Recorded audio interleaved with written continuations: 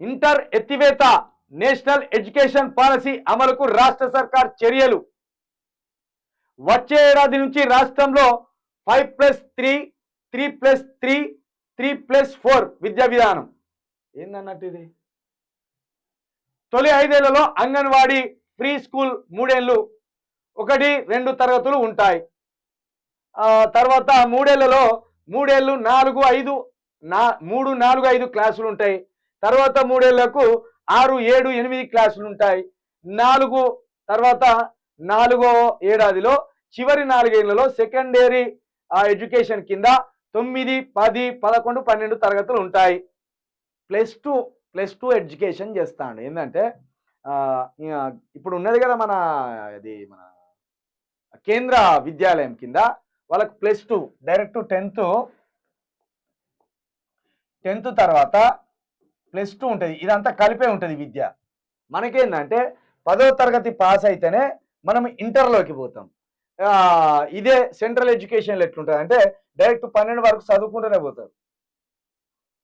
ఇప్పుడు అదే తీసుకొచ్చిండు. మళ్ళీ కొత్తగా ఏదో తీసుకొచ్చినట్టు చెప్పబోతాను. అన్ని ఇవేలంగా కథలు కాంగ్రెస్ సర్కారి.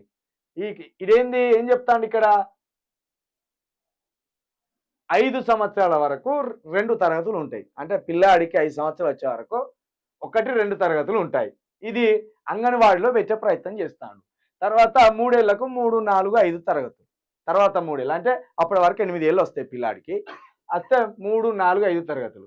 తర్వాత 8 ఏళ్ల నుండి 11 ఏళ్ళు పడే వరకు 6, 7, 8 తరగతులు ఉంటాయి. ఆ తర్వాత చివరి 4 ఏళ్లలో 9, 10, 11, 12 వరుసగా చదువుకుంటూ పోతారు. ఇంటర్ సెకండరీ విద్యా విధానాన్ని స్కూల్ ఎడ్యుకేషన్లోకి తీసుకొచ్చి ఇదే ఇంటర్ విద్యను లేపేస్తున్నాడు. ఇది మంచిదో విధంగా. ఇంకో విధంగా చెప్పాలంటే 4 సంవత్సరాలు గడిచే వరకు పిల్లలను స్కూల్ వేయకుండా ఒక చట్టం తెలవాలి. ఇంకోటి కూడా మన సబ్జెక్టులలో కూడా మార్పులు తీసుకురావాలి. కొన్ని సబ్జెక్టులు పనికిరాని సబ్జెక్టులు పెట్టింది. సిలబస్ మొత్తం మార్చేయాలి. కథలు, పురాణాలు ఇవన్నీ లేపిపడేయాలి. గుళ్ళకి పోయి వినవలసినవి బల్లెకొచ్చింటానులే పిల్లలు.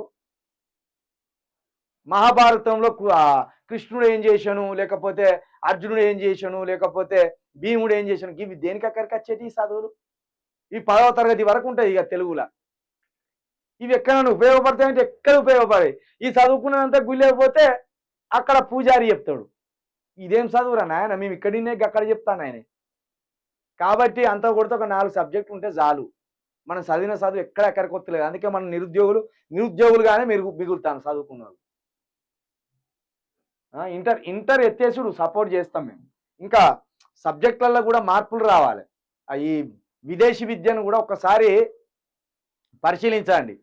ముఖ్యంగా London, Australia, America, New Zealand, Switzerland, అటు రష్యా కూడా ఈ ఎడ్యుకేషన్ ఒకసారి పరిశీలించండి. ఎందుకంటే నాకు సంబంధించిన మిత్రుడుగానే ఒక 1-2 నెలల క్రితం మాట్లాడినప్పుడు ఒక 7-8 సంవత్సరాల వరకు అసలు అక్కడ పిల్లలకు విద్య బోధించారట.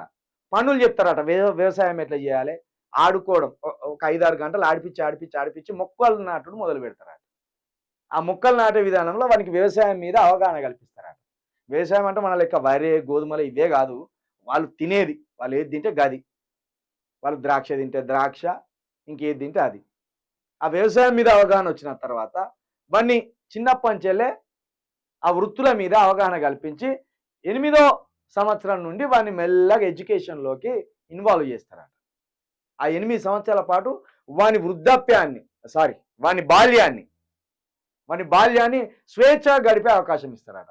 ఇక మనోళ్ళు బండెడు బుక్కులు వేసిందంటే వాని బండికి కట్టిన ఎద్దు లెక్క నడిపించుడే.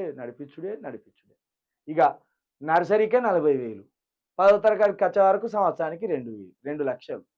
ఇక ఇంటర్ చదివితే 8-9 లక్షలు అవుతున్నాయి ఇట్లా. కాబట్టి 5+3+3+4 ఎడ్యుకేషన్ని ముఖ్యమంత్రి గారు ప్రవేశపెడుతున్నారు. దీనికి మేము కూడా మద్దతు ఇస్తున్నామండి. మంచి ఆలోచన చేసినారు. కాకపోతే సబ్జెక్టులు మాత్రం మార్చండి. సబ్జెక్టులలో రావాలి తేడా. ఇక ఇది